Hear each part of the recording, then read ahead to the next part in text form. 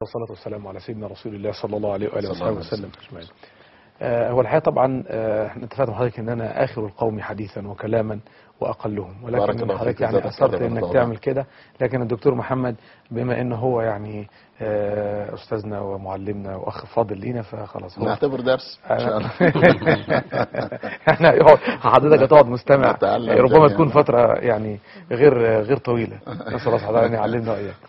الحقيقة ان مسألة الامال الموجودة، الآمال موجودة، ولكن هذه الآمال لم تولد بعد. هذه الآمال لم تولد بعد. نعم. إن كانت هناك آمال فالآمال موجودة، ولكن هذه الآمال الموجودة ما هي إلا أضغاث أحلام. احنا بس بنأمل في مسألة أحلام. ليه؟ لأن احنا محتاجين نعمل جيل، هذا الجيل يكون عنده استعداد للعبور، عنده استعداد للنصر، عنده استعداد انه يقف وانه يتكلم وانه يقول وانه يدافع عن دين الله سبحانه وتعالى. الله. ربنا سبحانه وتعالى بيبين ان لا يمكن ابدا ان حد يقدر يمكن لنفسه، هذا امر ضرب من المستحيل. انما التمكين دائما ينسب الى الله عز وجل، كما في قوله تعالى الذين ان مكناهم في الارض، ان مكناهم، فالتمكين ياتي من الله اولا. نعم. بعد لما يجي التمكين من الله اقاموا الصلاه واتوا الزكاه وامروا بالمعروف ونهوا عن المنكر ولله عاقبة الأمور. إذا المسألة دي بتبين أن الله سبحانه وتعالى هو الذي يبدأ بالتمكين، والله سبحانه وتعالى حينما يبدأ بالتمكين للعباد يشترط أن يكون العباد لديهم الافتقار إلى الله سبحانه وتعالى، ولديهم الرغبة في هذا، وهؤلاء العباد معدون لهذا. فالحقيقة أنا مش هقول أنا من جيل التمكين أو أنا اللي هعمل الكلام ده، لا خالص. إنما الحقيقة أنا عايز أقول إن إحنا عايزين يبقى في نقطة إيجابيات، إن أنا أقول طيب خلي لي ولادي إن أنا أقدر أصنع منهم أو أطلع منهم حد يبقى هو ده حتى من جيل التمكين أو حد مساعد لجيل التمكين، لأن إحنا فعلا وصلنا إلى مرحلة متأخرة جدا في كل الأمور وفي كل الأحوال. فأنا لما أجي أعده أنا محتاج إن أنا أعلمه 4 حاجات أنا أعلمهم له عشان لما يجي له التمكين من الله سبحانه وتعالى يتمسك بهم.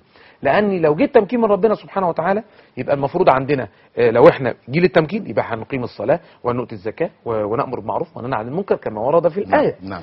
لكن كتير قوي يجي التمكين من الله سبحانه وتعالى وإحنا ما نحافظ. الذين إن مكناهم عملوا إيه؟ أقاموا الصلاة آتوا الزكاة أمروا بالمعروف نهوا عن المنكر.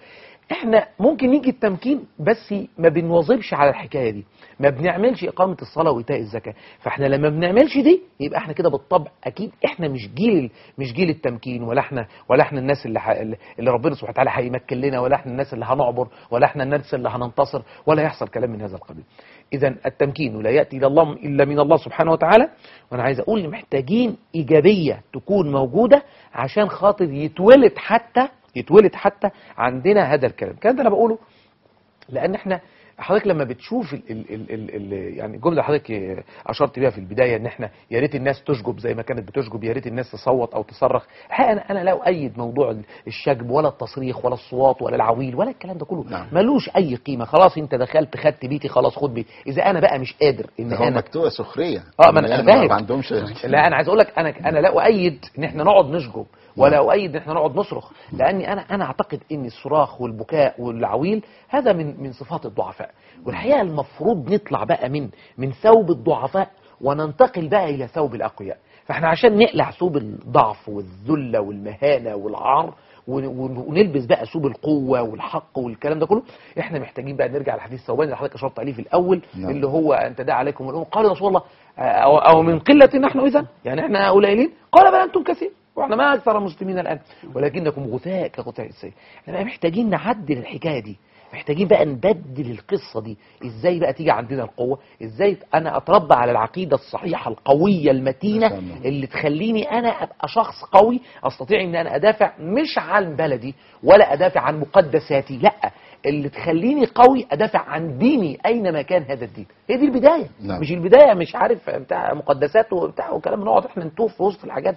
الاصل في هذه المساله ان الانسان يدافع عن دينه. ربنا قال لما الذين ان مكناهم في الارض، ما قالش راحوا قعدوا في الحرم وحافظوا عليه، ولا راحوا قعدوا في القدس وحافظوا عليه، ولا لا، قال اقاموا الصلاه واتوا الزكاه وامروا بالمعروف ونهوا عن المنكر. هذا هو الدين. نعم. فانا اعتقد ان البدايه لن تكون ابدا ولن تولد هذه الامال الا اذا وجد حقيقه الشخص الذي يفهم ان هذا ديني يحافظ عليه، ويفضل بقى محافظ عليه ويفضل بقى متمسك بيه. لو انا في مصر متمسك بدين، والاخوه اللي في فلسطين متمسكين بدينهم، والاخوه اللي في سوريا متمسكين في دينهم، وكل دوله الناس متمسكه في دينهم، هذا العدو سيخاف. وده ربنا قال في القران، قال يعني ربنا وصف كثيرا من ضعفهم وكثيرا من خوفهم وكثيرا من لا يقاتلونكم جميعا الا في قرى، ومش قرى وبس، ده قرى محصنه، ومش قرى ومحصنه وبس، او من وراء او التخييريه او التنويعيه، انه بينوع يعني، يا اما هو في قرى محصنه يا اما هو من وراء جدر، ان هو ما بيواجهكش، عمره ما يقدر يواجهك ابدا. هي المواجهه اللي حضرتك شايفها دي مش مواجهه، هو برضه مستتر ومختفي،